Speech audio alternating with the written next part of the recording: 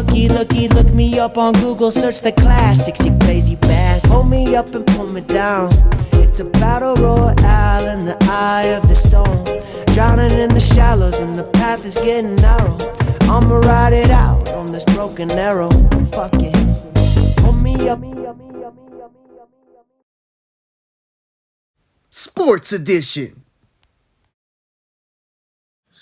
Welcome to Unfiltered Idiots, where we chat shit about real shit, talk shit about those not giving a shit, wondering and complaining why they ain't got shit. Sports Edition. Hey, what's up, guys? What's up? So side note, we film the regular podcast and then we go into the sports edition. So we're like, oh god, because the regular podcast we can get into some stuff. You guys check that out. We definitely would love for anybody who maybe clicked on this because they clicked on it for their sports edition side, but we do have a podcast that's the Unfiltered Idiots podcast as well, just by itself, and we try to tackle different kind of subjects on there. Check it out. Check it out. So those of you who watch our podcast and also tune into the sports edition, thank you so much. He wants to get right into it. Oh, I couldn't wait. He was already browsing me right before we got on. I was like on the way over here. I was like, if you were following the last episode, which I believe was episode 2, of the sports edition, I mentioned that Drew Lock was going to be the starting quarterback. He still might, but for the Denver Broncos, and he would go and lead us into the playoffs. Yeah, and I had said that I had been hearing that from the inside reporters that it was close. I wasn't saying it was like a landslide, but they were saying that Teddy Bridgewater looked like to be the better quarterback out there. And I got frustrated. And he was like, with that. Kenny's like, no, dude, I don't know where you're hearing this from. And now it's like fairly widely reported. So it was literally the next day after we filmed the sports edition that I started hearing more and more about this, and I was like, oh great, next time I see Wes, I'm gonna freaking get. But anyways, Teddy, I'm happy if he's. But people don't realize he was a good dude. The Vikings when they got him, he just had a really bad leg injury, and then he was I'll tell you right now, he's better than Kirk Cousins. Yeah, I'm sorry, Vikings fans. Absolutely. You paid $92 I'm not sorry. $92 million. I'm not really. Yeah. Because it hurt their franchise. You guys. He's still got 2 years left, I think. But yeah, that was a bad contract. What I'm worried about is they got Kellen Mond, and I really think Kellen Mond's going to end up being a good prospect. Yeah. And the Vikings got him in the third round. And I was almost wishing the Bears, I wish the Bears would have taken both of them, and then have Justin Fields and Kellen Mond as this backup. Out of dude, those are you would have had two, I think, quality guys. And if not, you could use them as trade bait. So Teddy Bridgewater. Yeah, speaking of, what's going on in the Bears camp? I haven't been in they just keep saying that they say Justin Fields looks fucking ridiculous. So do you think that he's going to be the starter? Yeah, for sure. I don't know if he'll be week 1. Okay. I think the Bears are fully aware of their schedule. They have... So far, I believe they have the toughest schedule, and I'm not one of those people who preseason. I hate that. Yeah. In fact, here's how I want to bet like this against my boy Dom. F you, Dom. You know this is true. A few years ago, we made a bet that the Broncos. Every year, I bet him the Bears have a better record. He bets me the Broncos are going to have a better record. Love Dom to death. Damn, he's lost some money. Well, no, for years. I probably paid him some too. Yeah. This has been going on for a long time. And Dom and I, it was the year that both of them, I think, went 8-8 or something like that. This was 3 years. So how do you do the tiebreaker? So this is exactly why I brought that up. Because this was a year that literally, there was 4 or 5 teams. It was crazy. This never happened. Or at least that on that many teams or whatever it was. They had the same record. Then when they went to the next tiebreaker head-to-head, they didn't play each other. Just randomly, that none of them played each other. Then it was they went to their division records. They all had the same record in their division. So then the next one was conference. They had the same so they literally go to strength of schedule. Was the last, and after that, you know what they literally do? What? Flip a coin. No. I'm dead ass serious. Really? Yes. It's that crazy. Oh. So they go to strength of schedule. And I told Dom at the start of the year, I said the Bears are going to, I bet you they have a tougher, even though, so This is why I bring it up. The Broncos were listed as having the toughest schedule in the league preseason. Right. But then injuries, things like that happen. Sometimes certain teams that they think are going to be good just don't pan out. Something doesn't work right. So by the end of the year, the Bears had the toughest record, and so they end up getting like the 8th pick or something like that because the other 4 teams, including the Broncos, got the pick in front of them because they had an easier schedule. So all that just to explain to you. That's why I'm not big on the preseason strength and schedule shit. So I'm not, and I'm being honest because as a Bears fan, we have the toughest schedule in the league. Looking at it, it looks bad. It looks like holy shit, like. That's all the road games, like last year. Yeah, all the road games are like Tampa and like LA, and it's like all these teams that I'm like in Kansas. It's just like, oh my god. Yeah, so the first 4 you're feeling my weeks, pain. Yeah, the first 3 weeks are like a pretty daunting schedule, but then like I think, as I said before, week 4 is in Chicago against the Lions, and I think that's when. So you don't think they'll start him on the road? They wouldn't do that to him. No. Bring him home. I mean, get him out there. People don't like. The percentage of winning on the road, even if you're a good team. I mean, the Bears beat Tampa Bay last year in Chicago. Tampa Bay won the fucking Super Bowl, guys. Like, and I'm not saying the Bears are. I don't know, on a neutral ground. Okay, maybe Tampa Bay, but it was a close game. Yeah. In Tampa, maybe they beat them by 10. Maybe Tampa was better. I don't know. Maybe the Bears played one of their best games and Tampa played one of their average. I don't know. But like, and I will give Tom Brady the GOAT. All the credit, Tampa Tom, when he plays, gotta love this guy. It just seems like he elevates, and I'll give Tampa credit. I mean, they're Devontae. I mean, they got some great defensive players too. Yeah. So I, to piggyback or to go back, like I think Justin Fields, by all accounts, absolutely is going to be. I think he's going to be really good. And all the reporters, as we talked about before, these are Chicago reporters. They are not like. They're not going into every season like, oh, I bet you our quarterback's going to be dope this year. They're like reporters here in Denver. Well, no, they're like, but you guys have had 2 Hall of Fame quarterbacks. Yeah, but arguably, they don't cut him any slack. Both of them could be argued to be in the. I mean, for sure, Peyton top 5. Elway, I could see arguments for him to be in that.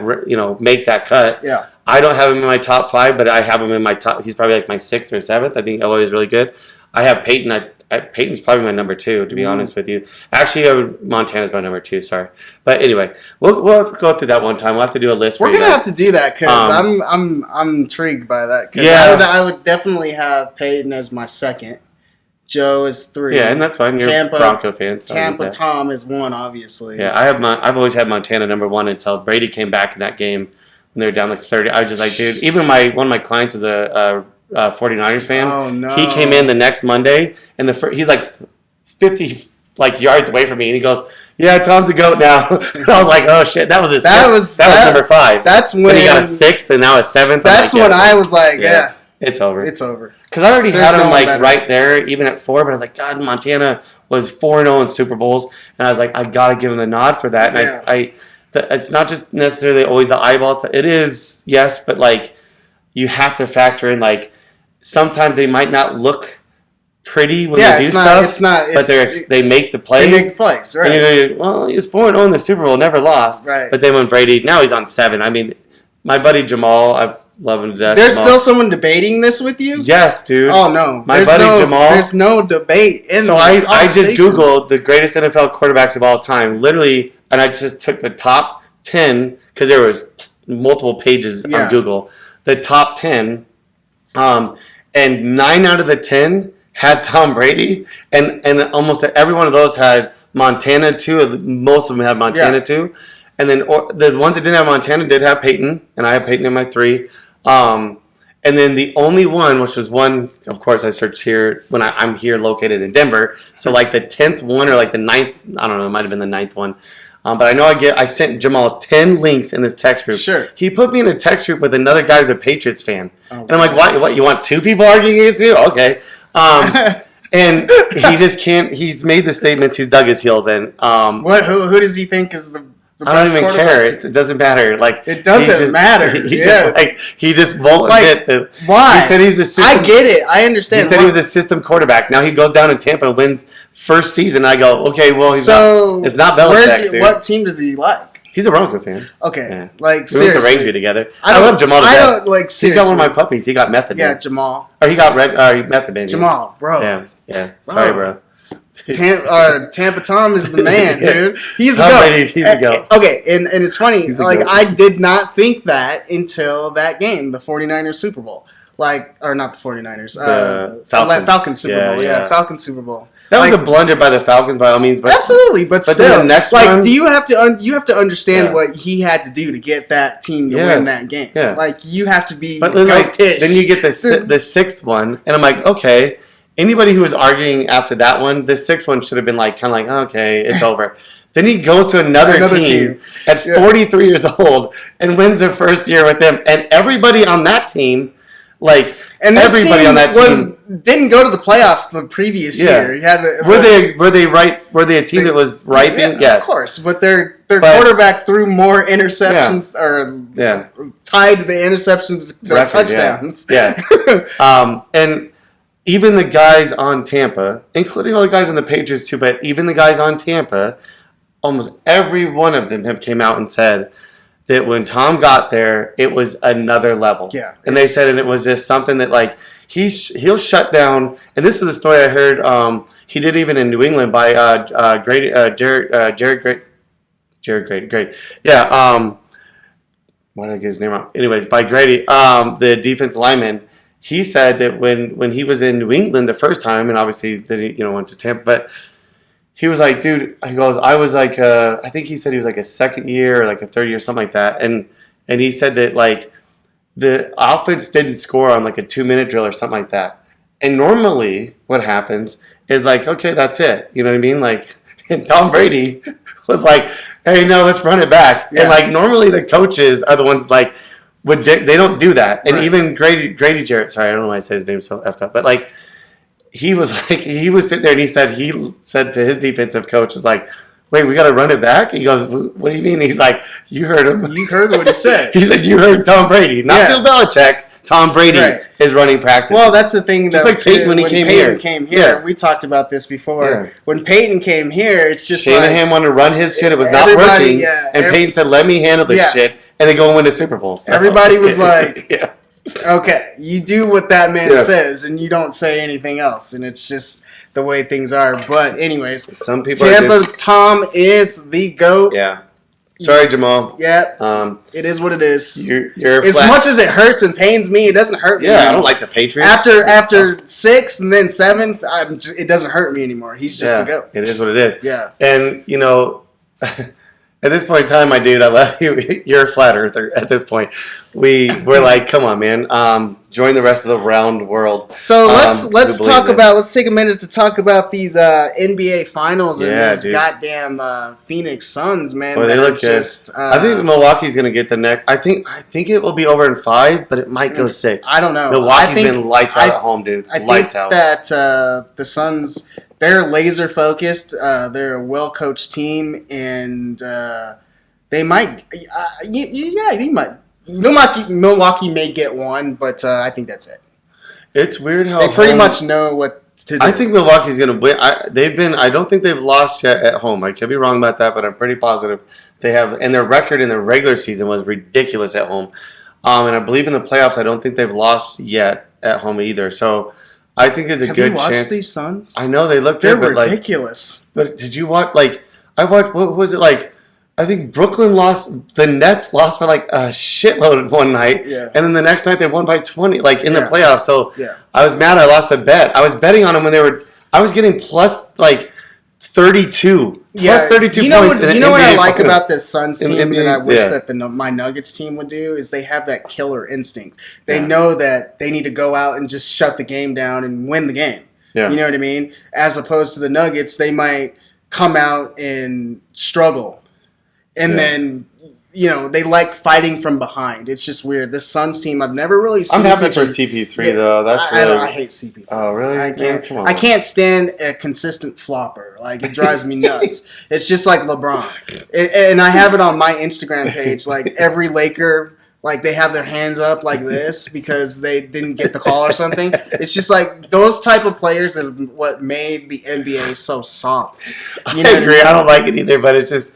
But like we got to realize like this is. And he just looks like he's just. I don't know. He just never was he just looks like he's in slow motion, and he just. It's crazy. Does the job. He's been doing it for. Dude, his passing. Some of his passes are just like. Hey, I will give CP3 his credit. Yeah, I just don't really like good. I don't like a. And I'm just happy that he's like kind of the same thing we were talking about a minute ago, where he went to a team that Phoenix again was also on the up for sure. Monty won Coach of the Year last year in the bubble. Yeah, so I mean, but kind of like Tampa, it was like you kind of saw it. Yeah. But boy, I mean, he definitely added a level to their game that was really good.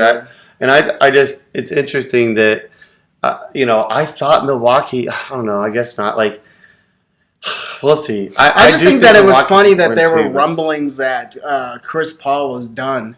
And then, like, what I've seen him do in these playoffs is just nothing short of amazing. But there's also been some pretty big injuries, too, that kind of, like... But this is what happens every year, man. I mean, if everyone could say injuries this, injury that, this happens every year. We're like... in every sport, there's some major injuries that... Let me tell you something. They would have beat my Nuggets still with Jamal Murray, but they wouldn't have beaten the Lakers. Oh, yeah, if they didn't have AD. Oh, yeah. I mean, guys, people got to realize, like... And I know people are like, oh, they lost... Anthony Davis, a big man like that, he's a massive. It's just like I watched it up and close and personal in the bubble last year. Yeah, that two-headed monster, LeBron, and it was just insane. And you take that person out of it, LeBron's 36-7 now. Yeah. It's not, and the team is horrible. It's literally those two players, and a couple of role players. Yeah. You take one of those players out of that rotation, and it's done. Yeah, I mean, it's like Curry. They would have not beaten the Suns. It was like Steph Curry and Clay. Yeah, or like Steph Curry and KD. Same thing. Like, exactly. When you have, and that's like this is what the NBA has became, and I hate it. I mean, I can't stand it. It's kind of, just the Nuggets have Joker and Murray. But it was organically. Yeah. I mean, a lot of these teams they have drafted these people, but yes, some of them here's the thing. Here's the funny thing about it. Joined, absolutely. There is no reason why the Brooklyn Nets should be at home right now. Yeah. Like, are you freaking kidding me, dude? That's when you have too many people though. Well, that's when you hire a coach with zero coaching experience. Because he was a great player. I'm a firm believer that you need a solid coach to coach a team like that. You need a decent coach. I mean, there's no reason why they should be. I would say the NBA they should have won the championship. Well, they had a what's the name got hurt, so like that was a huge. Dude, it's just like you insert one superstar and then I know, but like it's plug and play. That's where like so again like, and we've said this before, but I think coaching, and again, if I miss a sport, sorry, I'm not trying to leave one out, but like, I would argue that NFL or football, whether it's NFL, the Spring League, any of that, right, Canadian Football League, I think coaching in football, the coach makes the biggest difference in football as far as what a coach in difference football? Make in football. Yeah, absolutely. Just because you're stopping your play calling, you have to be in rhythm, you have to like understand what the other team's doing, da da da da.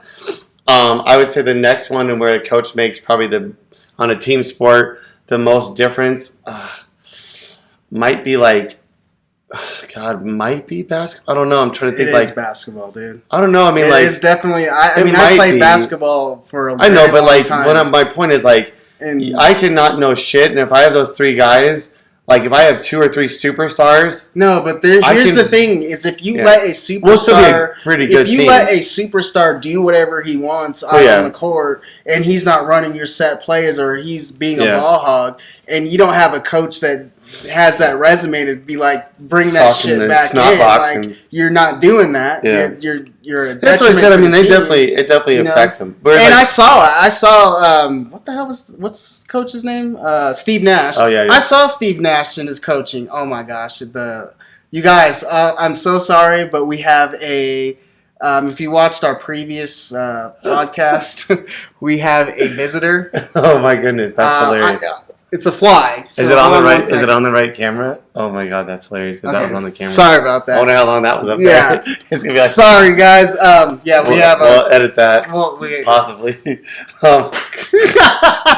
Dude, we were so on our podcast. We were laughing because there was this like one fly, and we were calling it obviously like the Mike Pence fly. The difference is we're not robots, and we have been seeing it, and we're not going to sit there and act like we don't see it and be like all stoic as if we can't feel it on our head. No, and I agree with you, man. And I think that like Steve Nash, case in point, some of these players, right, and that's a lot of these people that do become coaches, guys or girls sports, right. They're players. A lot of them were players to begin with, sure. But they were the ones that I'll say it. I think if Jordan got into coaching, I think he'd be a great coach because I think because he commands you're not gonna mess up with Dennis that guy. Rodman would not be a great coach. Yeah. I love Rodman, but I'm just saying like that dude he'd be like partying with him, dude. He'd be like in Ibiza like the night before a game, like we'll fly back in the morning, guys. They're all F it, like game. chicks everywhere, cocaine on the table. Like he we'll fly home in the morning. Yeah. It's only a 6-hour flight. So there is right, exactly. Yeah, so there is a difference between if we have a private jet, it gets there 1,000 miles. Even though Steve Nash was a great player, a Hall of Fame player, right? I just don't think that. But he was like that when he played. That's my point. Right. He was a guy like Chris Paul. He was a guy that was like, yo, why are you supposed to be here, dude? You got to give me a lane. Like, he's the guy coaching LeBron. Probably same thing. He's the guy who demands certain things.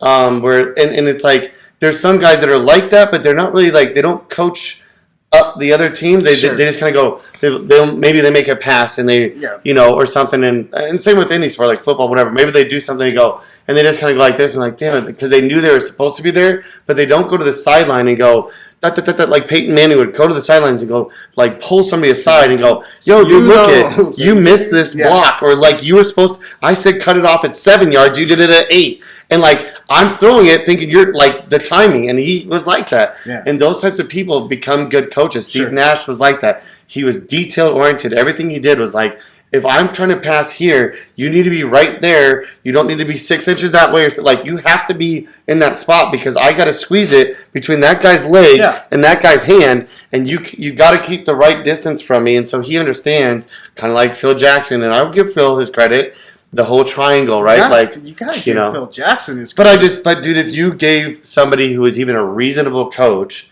maybe they don't win 6 titles, sure, but maybe they win 2 or 3. And I think that it's a lot of. That team's going to win regardless. There's a lot more to basketball than, let's say, X's and O's. It's like chemistry and what you're doing with the team off the court. Anyways, a lot of things go into that. I will still be a firm believer in saying that the Brooklyn Nets should not be out of the playoffs right now. But I'm sure they feel the same way, but. And obviously the Lightning, Tampa Bay Lightning's now won 2 in a row, like back to back. And I would tell you, you want to talk about great sports in Tampa. Yeah, you want to talk about what I believe might be the hardest thing to do to win back to back, and I think hockey might be the hardest. Football is very tough too, guys, but seriously, hockey, like basketball is like it's just not like basketball. I would argue is probably. I mean, it kind of proves my point. Look at how many teams have won back to back. It happens. Probably more than any other sport, because you're not taking the beating that you're football. That's why I say a hockey probably is the hardest, and then football's the next. And I think that you're correct in saying with hockey, they're playing series, right? 82 and it's just it's blistered, dude. Any hockey player you have my utmost respect, even though that's not really a sport that I watch, but the little that I have, it's just damn, man. So I played tackle football for about 8-9 years of my life, and then now I had a game today. We play full contact. My finger's been broken. I think I have a sports hernia. Anyway, I'm 41, so it's starting to be harder and harder. But we played a full contact flag, and it's everything goes. So it's a lot like rugby. But anyway, I will tell you, I've played some hockey, mess around. Sure. I've played lacrosse, and very similar to hockey. I mean, you have a weighted ball. Yeah. And I would go home from lacrosse just bruises everywhere, and. So shout out to those guys, man. Yeah, they wear a lot of pads by all means, but dude, but it's just how many games do they play? Same as basketball, 82. Yeah. It's just such a grind. And then another thing that you saw in the NBA this year. And ain't nobody taking none of their stars, Load management. their goalies will like sometimes if they played like already 2 or 3 games in 1 week, they might take off 1 game. Right. This is not like Nathan McKinnon's not like, oh man, I'm gonna sit this game out tonight, fellas. Yeah, you know? and I think they should. And we saw it too, like frankly. Just how fragile an NBA player or NBA athlete they are this year because they went from the bubble straight into the 2021 season and nothing but injuries throughout. And I think that a lot of that has to do with, number one, they didn't get a lot of rest, and number two, it's the way they train. It's just also too like the COVID it's a faster game than I'm used to. Like from back in the day, I'm used to like grind it out, back them into the post, like that. Now they're just hitting threes from half court from the Splash Brothers. Now everyone thinks they're the Splash Brothers. So but anyways, I just I think I will say this, and I will say, and a lot of people will agree or disagree with me. The NBA game is the weakest fucking game that I've seen like this year. Just the calls that were called, you threw the MVP out of the game. It's just so weak to watch. That was a really shitty call. It's just so weak. And I just think like that's why I say like I love the human element, blah blah blah blah blah blah, but like we have to maybe start thinking about like having some sort of basketball is tough because you almost have to have, but like. Some sports like baseball, like the umpire, dude, we can see it on TV. It's got the fucking rectangle. Right. They're like, oh, that's a strike, and the umpire's like ball, and I'm like, dude, who did he bet on? Come on, like it's so obvious. I'm like, bro, that dude bet one. I don't know how he would be able to do that with basketball, but something's got to change in that game because I can't stand watching it. Well, what I would do is like they need to start really investigating these refs. I mean, this is not new. We've all seen these refs get, Yeah, I was actually listening to a podcast about the NBA refs and how they were... Not just NBA, I mean... Yeah, they were so far NFL, into they all do it. it. Yeah, it's crazy. I mean, look at...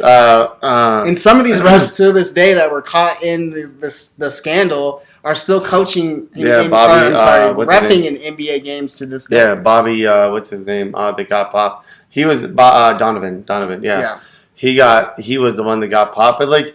I mean, it's obviously not very popular for Bronco fans to hear this, but like, I absolutely think that Peyton Manning Super Bowl was like very. And I mean, I think a lot of times they've set up teams. People believe that like people have shown. No. You're gonna so I'll explain this to you. Yeah. So the year prior to that, teams were complaining that the Ravens, right, were getting all kinds of really, including the Broncos, and this is so. I'll set you up this way, because I think the Broncos also got screwed because of this the year prior to that in the game against the Ravens, and the Ravens went on to win the Super Bowl. Well, what happened at the start of that season?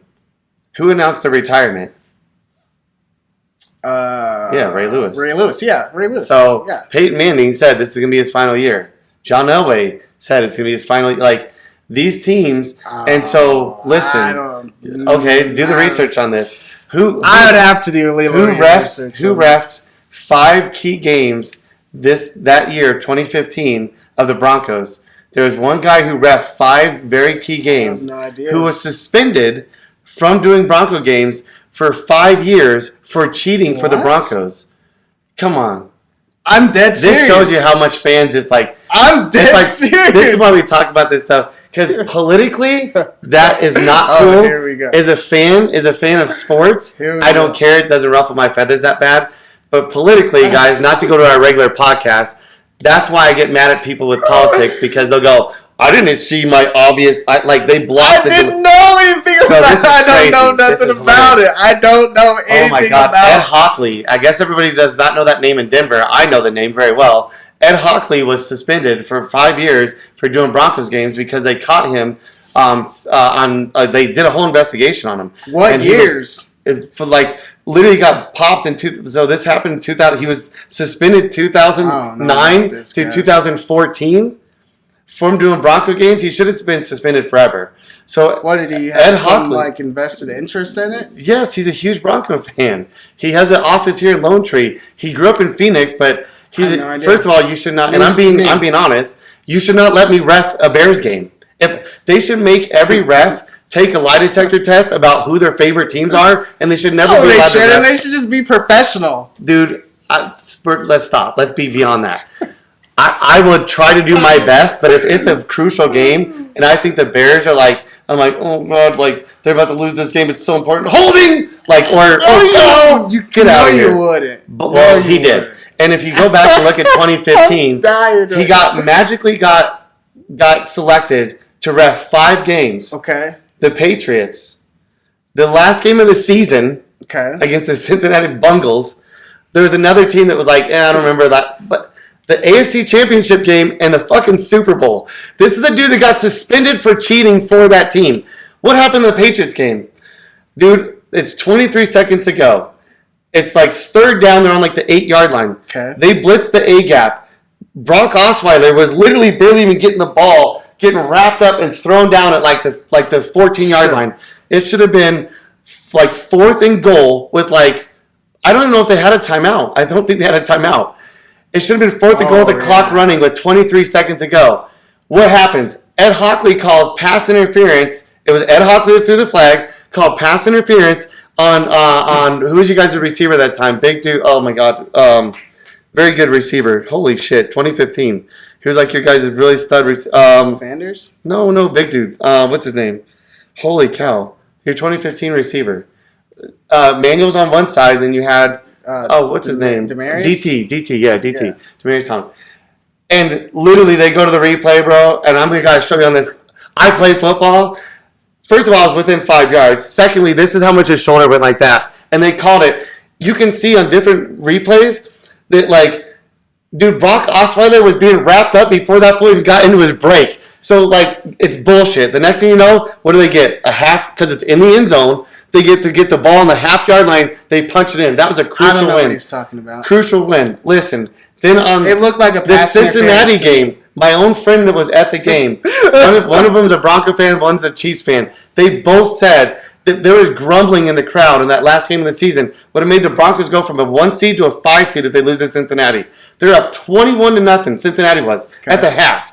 The whole second half, every time Cincinnati would break off a big run, Ed Hockley, he threw 6 holding calls every time they got a big run. They should stop holding. Get the fuck. It's such bullshit. And they came back and win the game. I don't know what Then they go into then they get to I'll look it up. They get to go and he refs the AFC Championship game.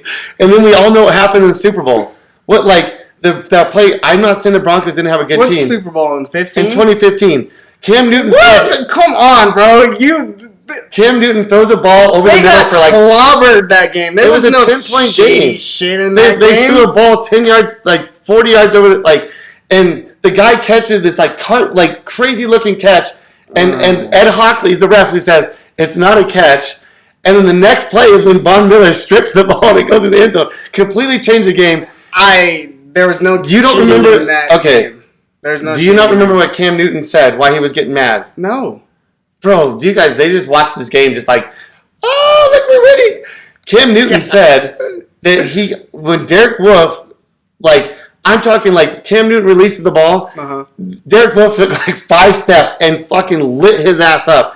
Cam Newton popped up straight, 100% late hit, 100%. Wasn't even close. Stop saying in the pocket so late. No, dude, he was out of the pocket running. Well, that's what you get. No, that's not how football works. You're going to run? You're going to get your ass lit up. And, you know, you do not... You did not admit this. I will promise you... You know the ref told him that he hasn't been in the league long enough to get those calls. And after the game, the ref goes, I can't confirm or deny that I said that. Get out of here, dude. They did a whole report about this. That, like, they said the amount of money that the NFL made with Peyton winning it versus... the Panthers was like astronomical. Oh wow! Okay, so we're gonna delegitimize my 2015 Super Bowl. I'm not saying they weren't good. I will never, ever let that happen on our podcast. So, do you guys think you got screwed the year before that, the Ravens game? That was a bad call, a horrible call. That you guys got screwed. I honestly don't remember. Okay, you guys got screwed. What year was that? The 2014 when you guys got knocked out of the playoffs in Denver by the Ravens. Like, but wasn't that the last? Wasn't that when? Okay, yeah, I know what you're talking. It was like it was like in overtime. Who was the quarterback? Flacco. Yeah. And they got I don't remember. Dude, it was and like several wasn't teams. Flacco lighting us up that game though? No, it went into overtime. And like several teams complained that year that they're like, dude, every crucial call was like, going towards the Ravens. And like, listen, I'm not saying every year. I'm just saying that like they absolutely like. I do 100% believe that the refs, whether it's talked about, whether it's there's something there, whether it's just people like wanting one team or the other, I absolutely think that if they can affect a game, if they want to, they absolutely can. And it's the ref was Ed Hockley? Ed Hockley. Okay. He acts like he's like me. Like, wait, who is the president right now? Jim Bowden. Jim Bowden. Anyways, guys, thank you guys so much for tuning in to our sports edition. Looks like I have a lot of research to do. If you won't do it, and that's okay. If you want to follow us on Instagram, and we're gonna make a separate Instagram for the fly that's right here. Unfiltered_idiots IG. You can follow us on Twitter at Unfiltered Idiots. Yes. UF Idiots. UF Idiots. Yeah, UF Idiots. YouTube. Unfiltered Idiots Podcast, and Facebook Unfiltered Idiots Podcast. Anchor, all that. Anchor. Check it out. We're having such a great time. Yeah, especially with our sports edition. Like we said, guys, check out our podcast as well, our Unfiltered Idiots Podcast. Those are the things that we talk about on that are things that are, legitimately real things that people really do need to do their research on, and make sure they're not, being bamboozled. Sports, the beautiful thing about sports is that Kenny can act like he's never heard Ed Hockley. I could act like the Bears have had the best quarterbacks for the last 60 years when they haven't. But you know what? Justin Fields about to light it up. Ed Hockley. But yeah, dude. So yeah, man, we love you guys. Love you. Tune in for the next one. Will be the episode 3 sports edition, and we out. Sports edition. Sports edition.